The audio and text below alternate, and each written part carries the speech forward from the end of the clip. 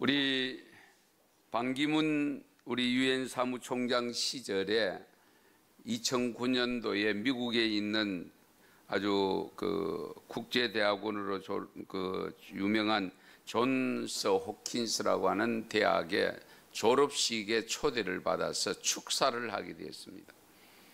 그 축사를 할 때에 이 반기문 총장이 삶의 의미에 대해서 축사를 하면서 봉사하는 삶이 가장 위대한 삶입니다 하는 내용의 축사를 했습니다. 봉사하는 삶.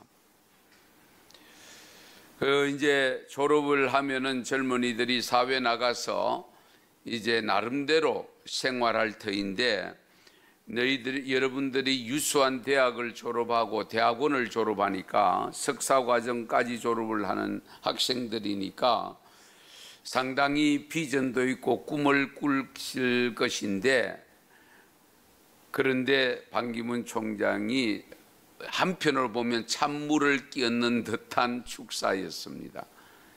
뭐냐면 여러분이 지금 이렇게 해서 나가서 사회에서 돈 벌어서 좋은 집 사고 좋은 차 사고 그런 생각에서 벗어나야 된다.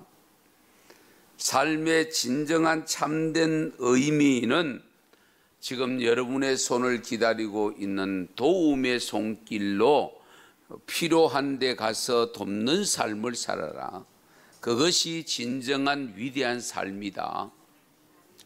그런 식으로 축사를 쭉 하고 난 다음에 축사를 마쳤을 때에 한 1000여 명이 참석했는데 기립박수를 받았습니다.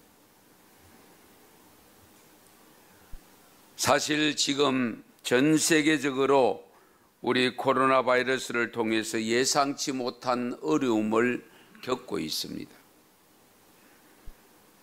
대구가 시발점이 되었을 때에 정말 많은 의사분들과 간호사님들이 전국에서 와서 헌신을 하는 모습을 저희들은 보았습니다.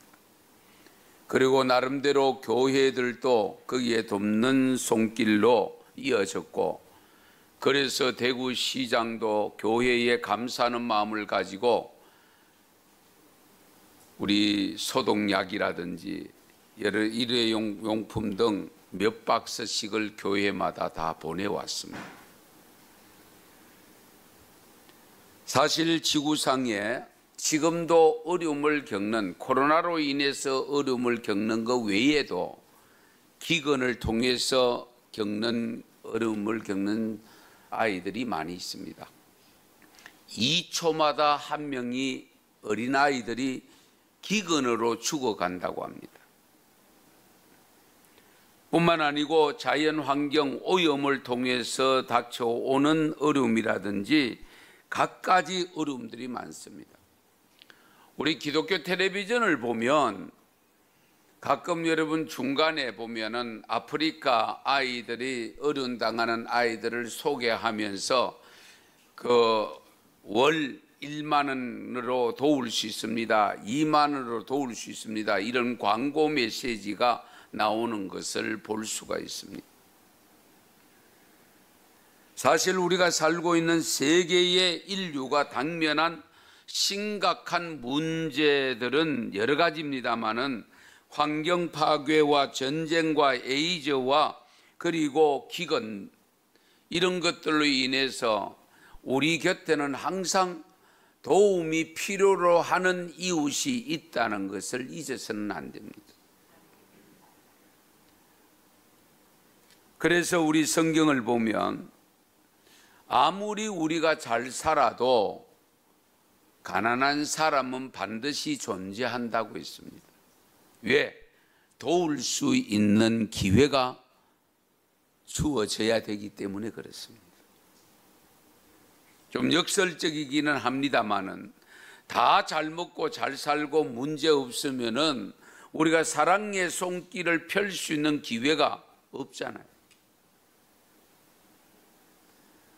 그런 측면에서 우리 반기문 총장이 정말 그 젊은 학생들이 졸업을 하고 나가서 사회 속에서 살아갈 때에 여러분들이 진정 위대한 삶을 살기 위해서는 정말 봉사하는 삶을 살아라 라고 했던 것이 당시 학생들에게 굉장히 어필이 되었던 겁니다.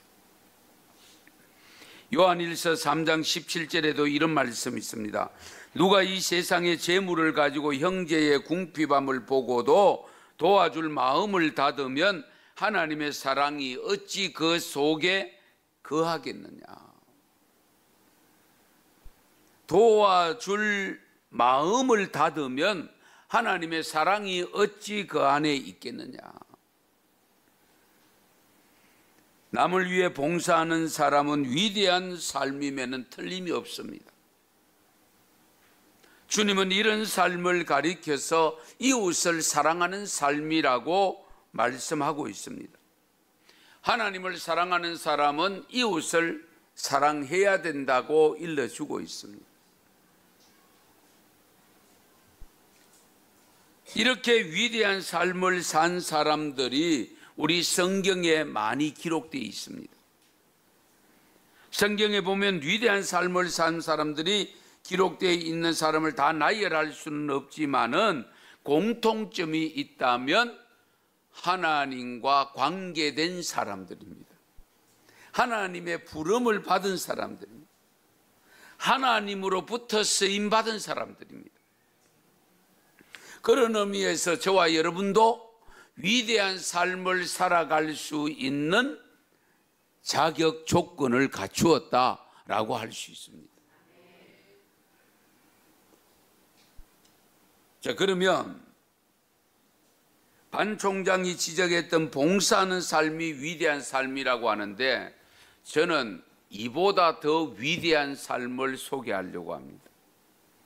봉사하는 삶도 물론 위대한 삶이지만 이 위대한 삶보다 더 위대한 삶, 세상에서 가장 위대한 삶은 어떤 삶일까? 복음을 위하여 자기의 생명을 바친 삶이 가장 위대한 삶입니다. 복음을 위하여. 그 어떤 봉사보다도 하나님 나라를 위해서 주님의 복음을 전가하기 위하여 자신의 생명을 내어놓는, 즉 순교하는 삶이야말로 가장 위대한 삶이다 하는 것입니다. 순교자였던 터툴리안이 생전에 이런 글을 남겼습니다. 순교자란 진리를 위해 생명을 바치는 자, 그리고 진리를 위해 생명을 바치는 자세로 살아가는 사람이다. 진리를 위해서 생명을 바치는 것은 순교자입니다. 그러나 그 진리를 위해서 생명을 바치는 자처럼 살아가는 것, 그것을 저는 일명 순교자적 삶이다 라고 할 수 있습니다. 우리가 오늘날 순교자를 될 기회는 잘 주어지지 않지만은 그러나 진정 순교자적 삶을 필요로 하고 있습니다. 우리가 그런 자세가 아니면 신앙생활을 쉽게 흐트러뜨릴 수 있고 신앙생활을 바로 할 수가 없습니다.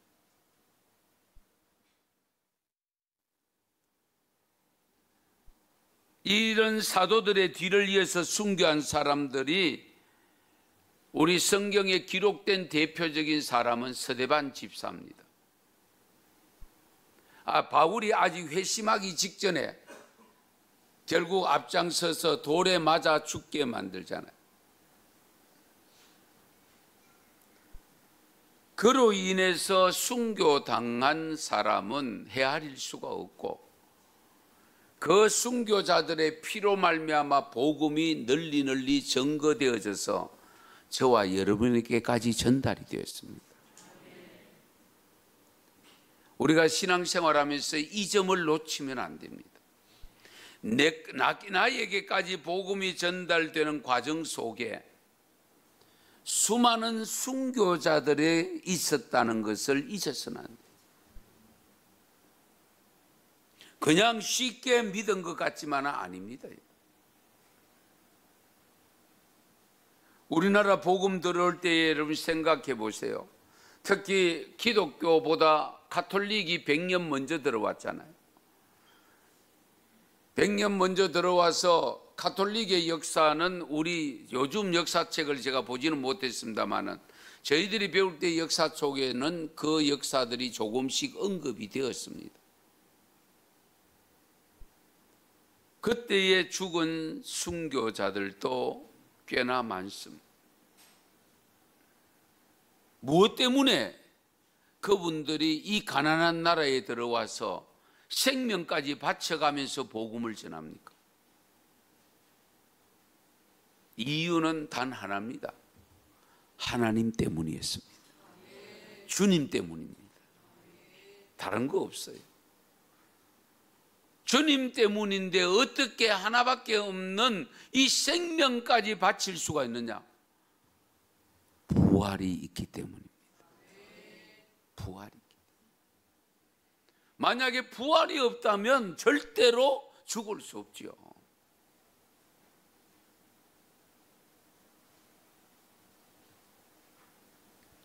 우리나라 복음이 들어올 때에, 우리 가톨릭을 통해서 복음 들어올 때에 천주교 통해서 들어온 중국인 신부, 우리 주문모 신부 아마 많이 들어보셨을 겁니다.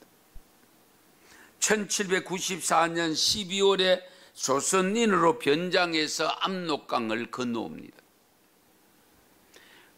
건너온 우리 주문모 신부가 결국 우리 한양에 와서 한 신도의 집에 잠복을 하는데 조선말을 배우면서 교인들을 가르쳤다고 합니다. 전도에 주력을 한 거죠. 그런데 결국은 나라에서 그를 잡으려고 수배를 내립니다. 잡히지 않게 됩니다.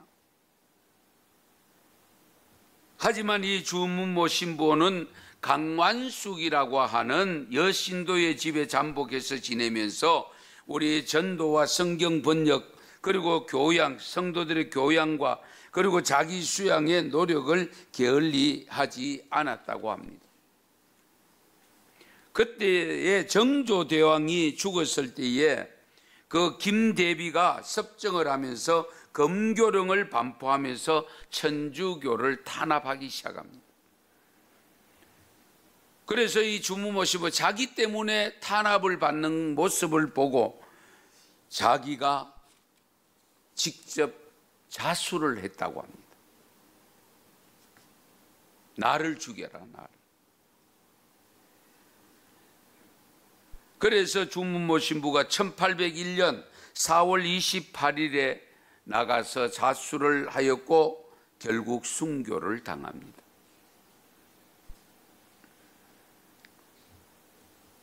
주무모 신부를 자기 집에 숨겨두었던 강완숙 성도, 신앙을 가지고 전도하기를 힘쓰면서 궁중에까지 들어가서 정조의 이복 동생인 은흥군 부인과 은흥군의 장남 상계군 부인을 전도를 했다는 기록이 있습니다. 그런 거 보면 요즘 우리가 신앙생활하는 것은 너무 편하지 않겠습니까? 전도하는 것도 조금만 어려우면 어렵다고 생명 걸고 들어가서 전한 것 생각해 보죠. 붙잡히면 죽는데, 고발당하면 감옥 들어가야 되거나 아니면 생명이 죽어지는 그런 위기 속에서도 복음을 전하는 사람은 도대체 어떤 신앙일까?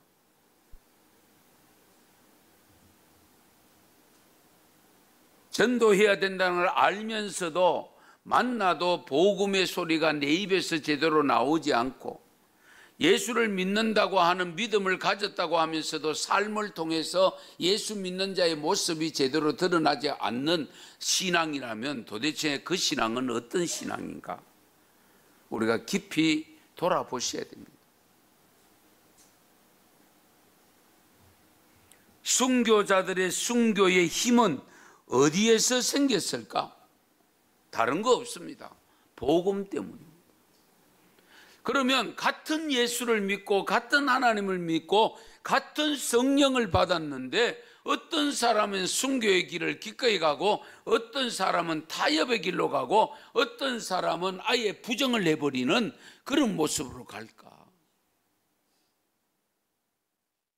그래서 예수님께서 제자들을 향해서 누구든지 나를 따라오려거든 자기를 부인하고 자기 십자가를 지고 나를 따르라. 예수님을 따라가려고 하면 먼저 해야 될 일이 있습니다. 자기를 부인하고 그리고 자기 십자가를 지고 두 가지를 반드시 갖춰야 됩니다. 여러분, 여기 자기를 부인한다, 부정한다는 뜻이거든요. 원어적으로 해석하면 자신과 아무런 관계가 없는 것처럼 행동한다, 그 뜻입니다. 즉 자기 자신보다도 하나님을 더 사랑하고 전적으로 하나님 나라의 의를 추구하는 삶을 사는 것을 말합니다. 보다 쉽게 말씀드리면 자기가 하고 싶은 욕망이 있습니다. 그리고 자기의 뜻이 있습니다. 자기가 할 수 있는 모든 권리가 있습니다. 그런데 그걸 다 포기하는 겁니다. 무엇을 위해서? 복음을 위해서. 그것이 자기 부정입니다. 자존심도 내려놓고 때로는 물질도 내려놓고 심지어 때로는 가족까지도 내려놓아야 될 때가 있습니다.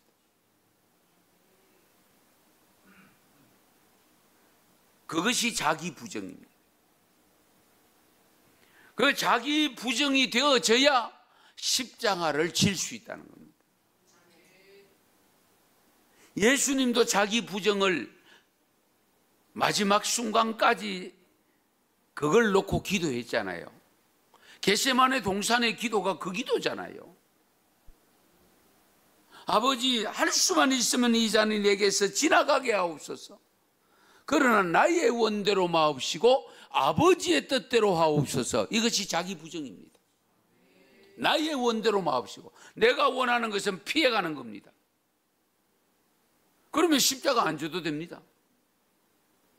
그러나 나의 원대로 마옵시고 아버지의 뜻대로 하옵소서. 그 아버지의 뜻이 뭐냐? 십자가를 지는 것이었거든. 그래서 자기를 부정하고 자기의 뜻을 내려놓고 아버지의 뜻을 따라 십자가를 지고 가신 거예요.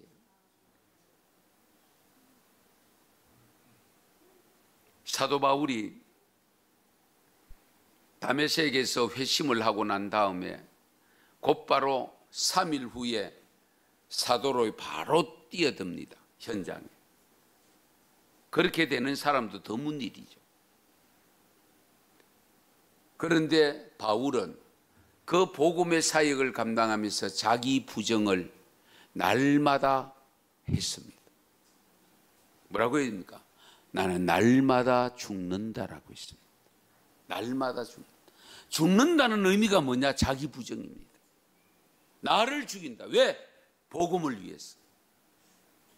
복음을 위해서 내가 피할 길도 있지만은 꾸역꾸역 그 길 간다. 마지막에는 어떻습니까? 예루살렘에 올라가면 지금 환란이 나를 기다린다고 한다. 그러나 나는 어떻게 해? 올라간다. 환란이 나를 기다린다 할지라도 내가 복음을 위하여 내어던지는 이 생명은 조금도 귀한 것으로 여기지 아니하노라. 할렐루야. 이 자기 부정이 있기 때문에 순교할 수 있는 겁니다.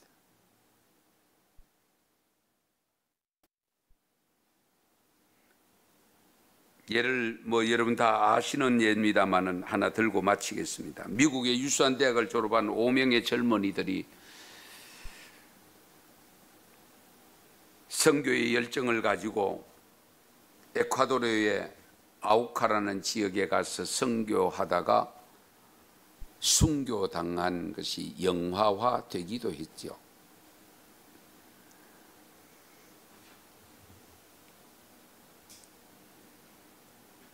그 후에 그 순교당한 선교사님들의 5명의 부인들이 다시금 삶을 추스려서 비행기를 타고 남편들이 순교당한 그 지역에 들어갑니다. 보기도 싫고 그렇잖아요. 말만 들어도 피하고 싶은 그런 생각이 들 수 있는 남편들이 순교당한 그 지역으로 이 사모님들이 5분이 다시 결집을 해서 비행기를 타고 들어갑니다. 나이가 많은 것이 아닙니다. 전부 20대 젊은 부인들입니다.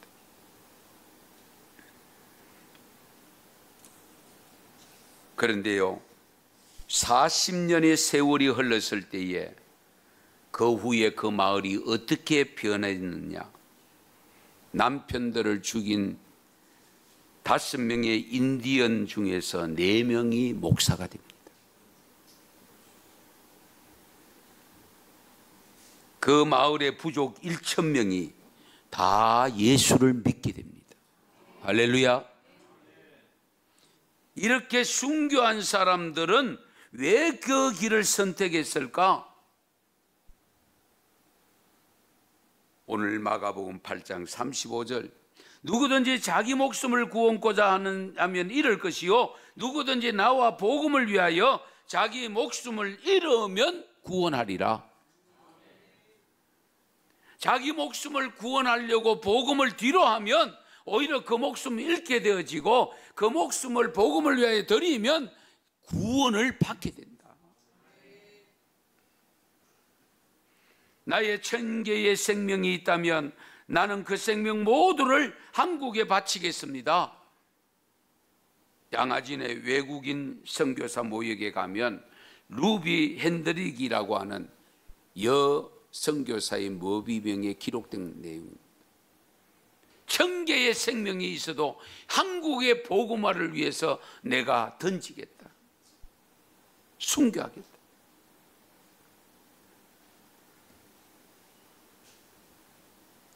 그런 분들의 신앙의 결과로 오늘의 기독교가 있고, 한국의 기독교가 있고, 오늘의 저와 여러분이 구원받았음을 믿으시기 바랍니다. 그러면 우리는 어떻게 살아야 될까요? 그 은혜를 입었으면 은혜 갚는 삶이 나타나야 되지 않겠습니까? 호레이스만이라는 사람이 이런 말을 했습니다. 순교자로 죽는 것보다 순교자로 사는 것이 더 어렵다. 그래서 저는 말씀드립니다. 감히 순교할 생각하지 마시고 순교자적 신앙을 갖추고 복음을 위해서 내게 추구하는 모든 것 뒤로 하고 자기 부정하고 십자가를 져야 될 일이 있을 때에 기꺼이 그 십자가를 지고 나아갈 때에 하나님께서 많은 생명의 열매를 맺게 해 주실 줄로 믿습니다. 그런 역사가 우리 언성교를 통해서도 일어나기를 축원합니다. 축복합니다.